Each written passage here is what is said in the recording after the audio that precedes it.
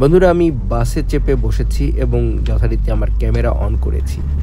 আজকের এই ভিডিওটিতে আমি আপনাদের সাথে কিছু বিষয় শেয়ার করব, তবে তার আগে সকলকে জানাচ্ছি শুভেচ্ছা।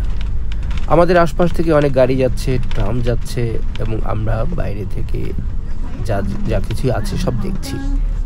আমরা দেখছি বিলবোর্ডে যেমন অ্যাডভার্টাইজ আসছে এবং চলে যাচ্ছে, নতুন আবার একটি তথ্য আসছে, গাড়ি আসছে যাচ্ছে, তার মানে সততাও এটা পরিবর্তনশীল, সব কিছুই ঘুরছে চলছে, পৃথিবীও বদলে যাচ্ছে।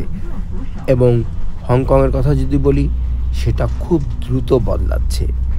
আমরা জানি তথ্য প্রযুক্তি বদলায় এবং ইফ নট মিনিটে মিনিটে, তাহলে বলতে পারি আমরা কিছুদিনের মধ্যেই একটা নতুন টেকনোলজি, বিশেষ করে ফোন সিস্টেম, এগুলি চলে আসে।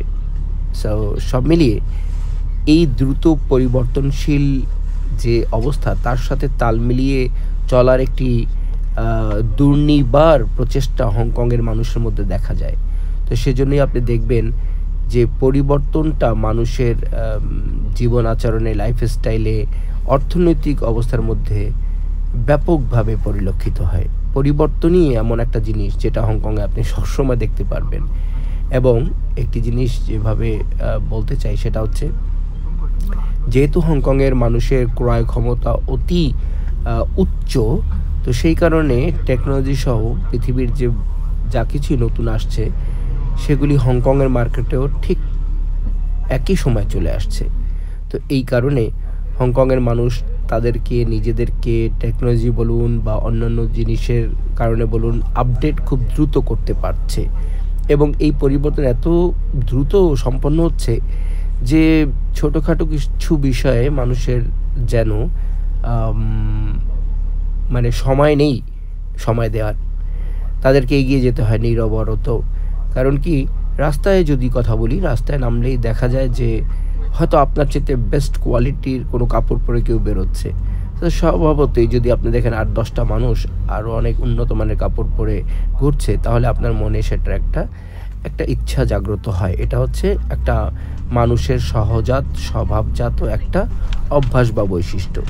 আমরা সকলেই ভালো থাকতে চাই, ভালো খেতে চাই, ভালো পড়তে চাই, ভালো খাবারের ছড়াছড়ি। একটার চাইতে বেশি ভালো রেস্টুরেন্ট আপনি পাবেন।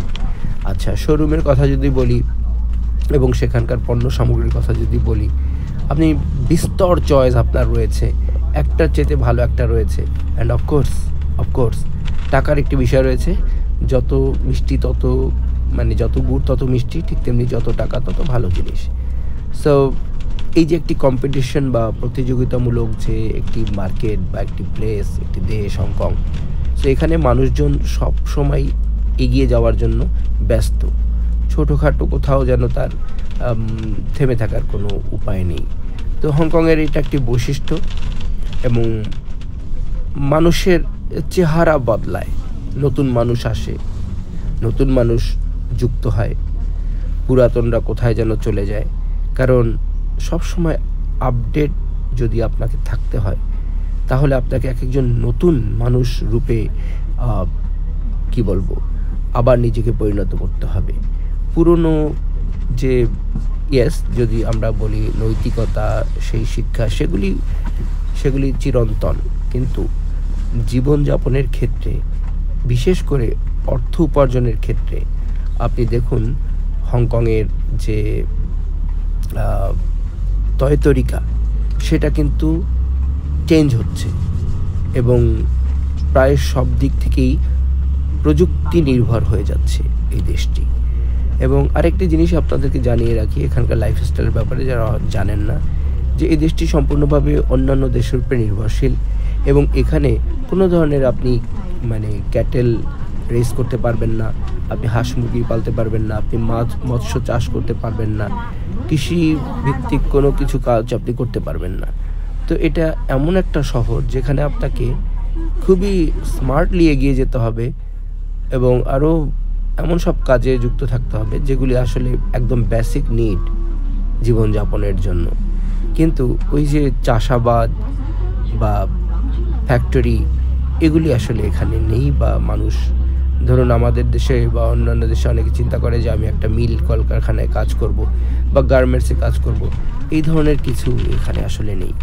এগুলি চায়নাতে রয়েছে, চায়নাতে অনেক ফ্যাক্টরি রয়েছে, কিন্তু হংকংয়ের পিপল তাদের স্যালারি এত বেশি হয় যেটা আসলে ওই সেলাই সূচিকর্ম কাজ করে ওই টাকা দেওয়াও সম্ভব না এবং তাদেরও জীবন চলবে না। তো এই কারণে এই কাজগুলি, অপেক্ষাকৃত ছোট কাজগুলি অন্যত্র শিফট হয়ে গেছে। সো হংকংয়ের যে মূল যে অর্থনৈতিক ব্যবস্থা সেটা কিন্তু আসলে সবসময় পরিবর্তনশীল, এবং ইনভেস্টমেন্ট, বড় বড় ফিনান্সিয়াল কোম্পানি এবং সরকারের যে প্ল্যানসমূহ সেগুলি সবই মানে খুবই পুঙ্খানুপুঙ্খানুভাবে অর্থনীতিকে চাঙ্গা রাখার জন্য তৈরি করা হয়। এবং আমি আশা করি যে অদূর ভবিষ্যতে আমাদের দেশেও এমন ধরনের প্ল্যান প্রোগ্রাম নেওয়া হবে যাতে করে মানুষের কল্যাণ হয়, মানুষ ব্যস্ত থাকে শুধু তার জীবনের পরিবর্তনের জন্য, অর্থ উপার্জনে এবং আরও নিজেকে সানিয়ে তুলতে, আরও বড় করতে। ধন্যবাদ।